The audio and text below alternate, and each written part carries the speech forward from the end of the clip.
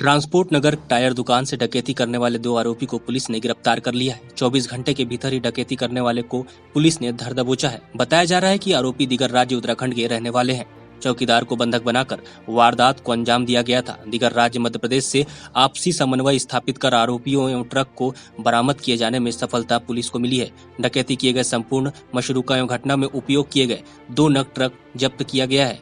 घटना की गंभीर प्रवृत्ति के आधार पर डॉक्टर लाल उमेन सिंह, पुलिस अधीक्षक कबीरधाम एवं मनीषा ठाकुर रावटे, अतिरिक्त पुलिस अधीक्षक कबीरधाम ने घटना स्थल में लगे सीसीटीवी कैमरे के फुटेज प्राप्त किए जाने तथा अज्ञात आरोपियों एवं मशरूका की पतासाजी के लिए निर्देशन एवं दिशा निर्देश के आधार पर घटना स्थल के आसपास मौजूद सीसीटीवी के फुटेज प्राप्त कर संदिग्ध ट्रकों के हुलिया अनुसार नेशनल हाईवे NH13A में मौजूद टोल प्लाजा से प्राप्त जानकारी एवं ट्रक के रजिस्ट्रेशन नंबर के आधार पर अज्ञात आरोपियों की संभवतः दिगर उत्तराखंड के होने की जानकारी मिलने पर छत्तीसगढ़ से उत्तराखंड राज्य के आवागमन के रास्ते की जानकारी प्राप्त कर टीम को उक्त रास्ते पर रवाना किया गया।